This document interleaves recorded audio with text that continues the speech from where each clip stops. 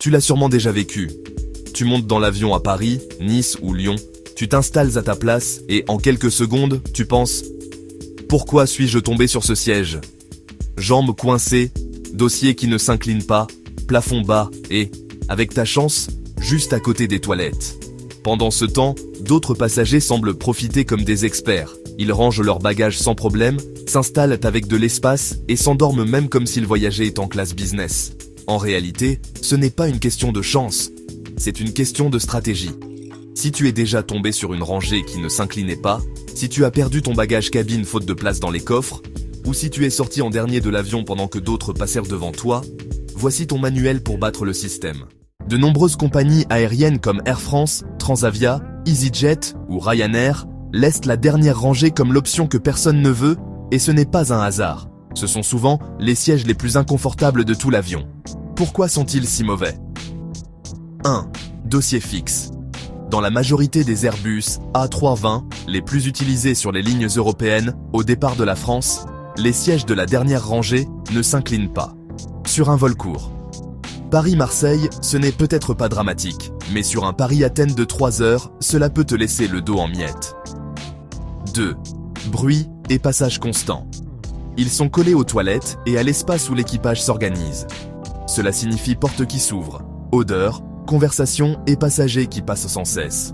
3. Tu paies le même prix pour moins de confort. Le plus ironique, ce siège coûte le même prix qu'un autre, plusieurs rangées plus à l'avant, qui lui s'incline. Témoignage réel, un steward d'Air France a raconté dans une interview à Le Figaro Voyage « Les passagers de la dernière rangée sont ceux qui se plaignent le plus. Ils disent avoir l'impression d'être punis, alors qu'ils ont payé le même prix que les autres. » Beaucoup de passagers qui volent depuis la France croient que les sièges situés à la rangée de sortie de secours sont le meilleur investissement. Des compagnies comme Air France, Transavia, EasyJet ou Ryanair les vendent comme des sièges confort, car ils offrent plus d'espace pour les jambes. Mais derrière cette promesse se cachent plusieurs limites rarement expliquées clairement. Ce qu'on ne te dit pas. 1. Responsabilité supplémentaire. Si tu t'assieds à la sortie de secours, tu acceptes de collaborer en cas d'évacuation. L'équipage est obligé de te le rappeler et d'évaluer si tu es apte. En théorie, tu deviens un assistant, non rémunéré en cas d'incident. 2. Aucun espace sous le siège. Dans les Airbus A320 et Boeing 737, utilisés par Transavia ou EasyJet sur des lignes comme Paris-Lisbonne ou Lyon-Marrakech, tu ne peux pas mettre ton sac sous le siège devant toi. Tout doit aller dans le compartiment supérieur, qui peut être plein lorsque tu embarques. 3. Température inconfortable. Sur les vols longs d'Air France, par exemple Paris-Montréal en Boeing 777, les sorties de secours se trouvent près de portes moins isolées. À 11 000 mètres d'altitude, le froid peut se faire davantage sentir. 4. Prix trompeur. Payer entre 20 et 50 € pour un siège de sortie paraît raisonnable. Mais si tu dois ensuite enregistrer ta valise parce qu'il n'y a plus de place en haut, tu finis par perdre du temps et de l'argent. Dans les avions qui décollent Hauts-de-France, Airbus A320, d'Air France ou Transavia, A350 et Boeing 777 long courrier, ou encore les A319 d'EasyJet, les sièges de cloison, bulkhead, se trouvent généralement à la première rangée de la cabine, ou juste derrière les séparations intérieures. À première vue, il semble parfait. Personne devant toi pour incliner son siège, plus d'espace pour les jambes et une impression d'amplitude. Mais tout n'est pas si idéal. Inconvénients rarement mentionnés. 1. Tablettes inconfortables. La tablette est rangée dans l'accoudoir, et non dans le dossier du siège devant. Elle est donc plus petite et instable. Manger ou travailler avec un ordinateur portable peut devenir un vrai casse-tête. 2. Accoudoir fixe. Comme la tablette, et, sur les vols longs, l'écran de divertissement, s'y trouve, les accoudoirs ne se relèvent pas. Résultat, moins d'espace latéral et une sensation d'enfermement. 3. Rien sous le siège. Comme dans les rangées de sortie, tu ne peux pas mettre tes affaires au sol. Tout doit aller dans le compartiment supérieur qui, sur des vols très chargés, Paris-Marrakech, Nice-Rome, Marseille-Porto, se remplit vite. 4. Écran mal placé sur les longs courriers. Dans les A350 et Boeing 767 d'Air France, l'écran est intégré à l'accoudoir. Cela signifie le regarder sous des angles inconfortables, ce qui, sur un vol de 7 ou 8 heures, par exemple, Paris-New York, peut finir en torticolis. Aucun voyageur français n'en doute. Le siège du milieu est la pire loterie d'un vol. Peu importe si tu voles avec Air France de Paris à Toulouse, avec EasyJet de Lyon à Lisbonne ou avec Transavia vers Marrakech, tomber au milieu signifie presque toujours inconfort. Pourquoi est-il si mauvais ? 1. Pas d'espace personnel. Tu dois disputer les accoudoirs avec deux inconnus. D'un côté quelqu'un qui dort, de l'autre quelqu'un qui travaille. Et toi, sans échappatoire. 2. Liberté restreinte. Si tu veux aller aux toilettes ou étirer les jambes, tu dois déranger au moins une personne. Sur les vols courts en Europe, ça reste supportable, mais sur un Paris-Montréal de 7 heures, ça devient épuisant. 3. Moins bonne ventilation. Des études sur les cabines étroites, comme les A320 utilisées par Air France et EasyJet, montrent que l'air circule moins bien aux sièges centraux, ce qui augmente la sensation de chaleur et même l'exposition au rhume des autres passagers. La seule exception. Le siège du milieu peut être utile si tu voyages accompagné et que tu contrôles toute la rangée. Beaucoup de familles françaises font ainsi. Les parents prennent hublot et couloir et mettent l'enfant au milieu. Ainsi, l'espace paraît plus privé et aucun étranger n'envahit ta bulle. Dans les aéroports français comme Paris-Charles de Gaulle, Orly, Nice ou Lyon, plusieurs compagnies appliquent une méthode d'embarquement appelée WILMA, Window Middle Aisle. Autrement dit, d'abord montent les passagers côté hublot, ensuite ceux du siège du milieu, et enfin ceux du couloir. La théorie. La logique est claire. On suppose que l'embarquement est ainsi plus rapide et ordonné, évitant que les gens bloquent le couloir pendant que d'autres cherchent leur place. La réalité. Pour les passagers assis côté couloir, ce système est un piège, un compartiment plein. Comme ils montent en dernier, les coffres supérieurs sont déjà occupés. Sur les vols au départ de Paris, vers des destinations touristiques comme Lisbonne, Marrakech ou Rome, cela signifie que ton bagage cabine peut finir en soute même si tu ne le voulais pas. 2. Prétexte pour faire payer plus. Les compagnies low cost comme EasyJet, Transavia ou Ryanair vendent l'embarquement prioritaire entre 10 et 30 euros. Si tu ne payes pas, tu embarques tard et ton bagage est en danger. C'est une astuce commerciale déguisée en efficacité. 3. Correspondance risquée. Sur les vols avec escale, par exemple Bordeaux-Paris-New York avec Air France, perdre ton bagage cabine à la porte peut te retarder lors de la correspondance. Sur les vols en Europe au départ de la France, les compagnies aériennes promeuvent souvent les sièges à l'avant comme les plus recherchés, plus proches de la sortie, débarquement rapide et, dans certains cas, service avant le reste. Mais ce qui est le plus cher ou le plus vanté n'est pas toujours le plus confortable. Le problème des premières rangées, familles avec enfants en bas âge. Elles sont souvent placées à l'avant pour plus de commodité. Sur un vol Paris-Barcelone avec Air France ou un Lyon-Naples avec EasyJet, cela signifie plus de bruit et de mouvement. Plus de trafic d'équipage. Étant proche de la cuisine, galets, tu entends les portes, les conversations et le chariot de service en permanence. Le véritable équilibre. Dans les avions à fuselage étroit très courants en France, Airbus A319, A320, A321, Boeing 737, les rangées 6 à 9 sont souvent le point idéal. Tu es suffisamment à l'avant pour débarquer rapidement dans de grands aéroports comme CDG ou Orly. Tu es loin du tumulte de l'avant et du chaos de la queue. Tu es placé sur ou près de l'aile, ce qui réduit les turbulences et les nausées. Ou ne pas s'asseoir. Les rangées 10 à 15 sont souvent une zone mixte. On y retrouve les passagers de dernière minute, les groupes qui n'ont pas pu s'asseoir ensemble et ceux qui n'ont pas payé pour choisir leur siège. Dans des compagnies comme Transavia ou EasyJet, ces rangées peuvent vite devenir une sorte de loterie chaotique.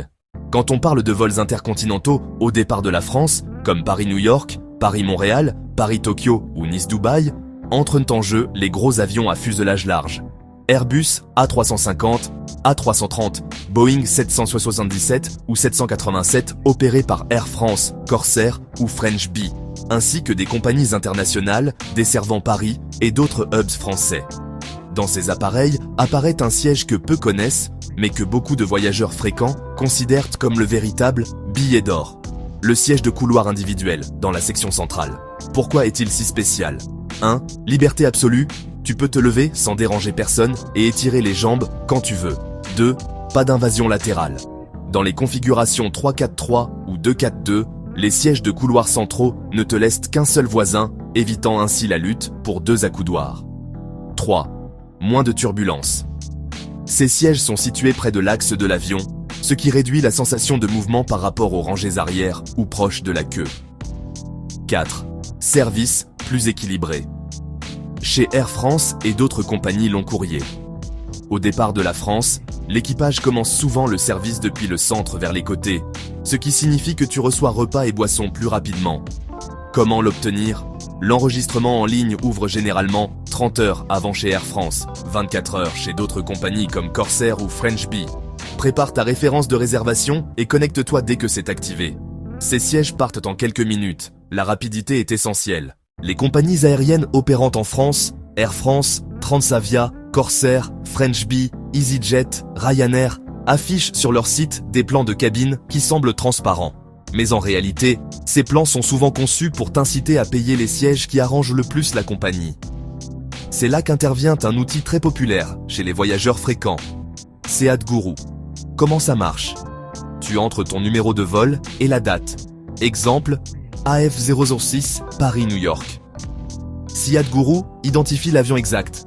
Airbus A350, Boeing 777, etc. Il affiche un plan détaillé avec des codes couleurs. Au vert, recommandé, bon espace, bon emplacement. Au jaune, acceptable mais avec avertissement. X, près des toilettes ou avec un hublot mal aligné. Au rouge, à éviter. Siège qui ne s'incline pas, bruit élevé, manque d'espace. Exemple réel, depuis la France. Dans les Airbus A320 de Transavia, SeatGuru avertit que la dernière rangée ne s'incline pas et qu'elle est collée aux toilettes.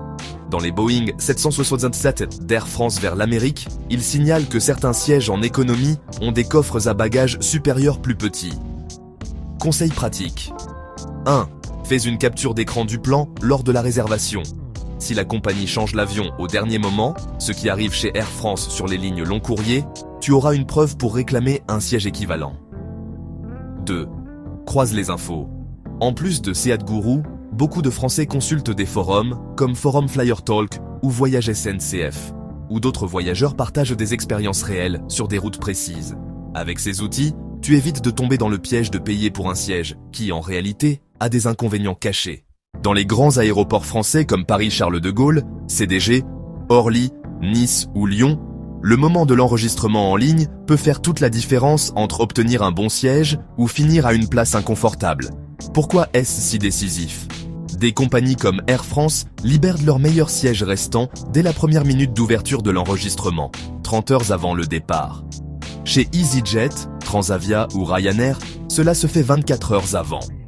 Les meilleurs sièges côté couloir ou sortie disparaissent en quelques secondes. Les voyageurs rapides peuvent passer d'un siège du milieu à un siège couloir premium simplement en se connectant à temps. Stratégie pratique. 1. Mets plusieurs alarmes, 15 minutes avant, 5 minutes avant et au moment exact de l'ouverture. 2. Prépare ton numéro de réservation. Ne perds pas de temps à le chercher dans tes emails. 3. Utilise l'appli officielle. Chez Air France et Transavia, elle est souvent plus rapide que le navigateur. Exemple réel. Un passager qui volait de Paris à Pointe-à-Pitre, Guadeloupe, avec Air France, a raconté dans Le Parisien qu'il avait réussi à échanger un siège central contre un couloir avec espace supplémentaire 30 secondes après l'ouverture de l'enregistrement. Celui qui s'est connecté 5 minutes plus tard n'a pas eu cette possibilité. En France, beaucoup pensent que les programmes de fidélisation ne servent qu'aux cadres ou aux grands voyageurs. Pourtant, même si tu voles 1 ou 2 fois par an, t'inscrire peut t'apporter des bénéfices immédiats au moment de choisir ton siège. Les principaux programmes en France, Flying Blue, Air France, KLM, Transavia, Air Calin, Kenya Airways, Tarom. L'inscription est gratuite et te permet d'accumuler des miles, d'accéder à des promotions exclusives et, surtout, d'avoir une priorité dans le choix du siège lors de l'enregistrement. MyCorsair, Corsair, offre des avantages comme l'accumulation de miles et l'accès à de meilleurs sièges sur les vols vers les Antilles, la Réunion et l'Afrique. Club French Bee, même si c'est une low cost, elle propose des réductions sur les sièges premium et un accès anticipé à l'enregistrement pour les membres. Exemple réel.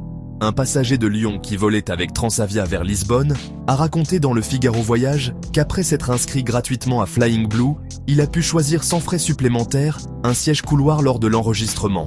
Avant, ce même siège avait un supplément de 12 €.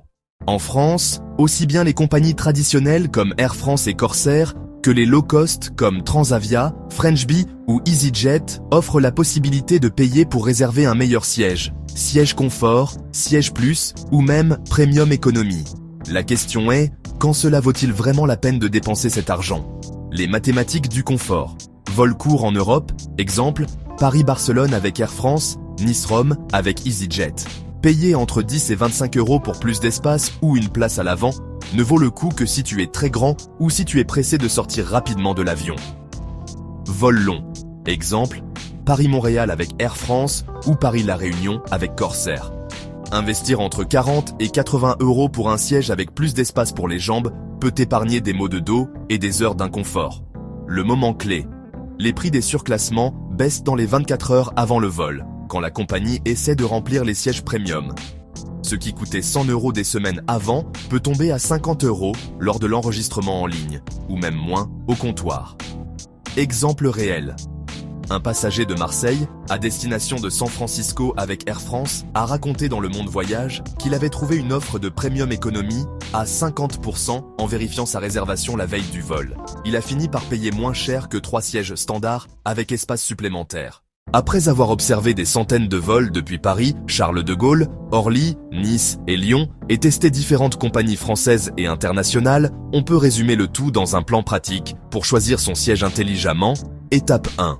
Fais des recherches avant de réserver. Utilise Seat Guru ou d'autres plateformes pour identifier l'avion exact. Exemple, Airbus A350 chez Air France, Boeing 777 chez Corsair, A330 chez French Bee. Ainsi, tu sauras quelles rangées éviter et lesquelles sont recommandées. Étape 2, trouve le point idéal. Dans les avions à fuselage étroit, A319, A320, A321, B737, vise les rangées 6 à 9. Dans les avions à fuselage large, A350, B777, B787, A330, choisis un siège de couloir individuel dans le bloc central. Étape 3, fais l'enregistrement à la minute exacte.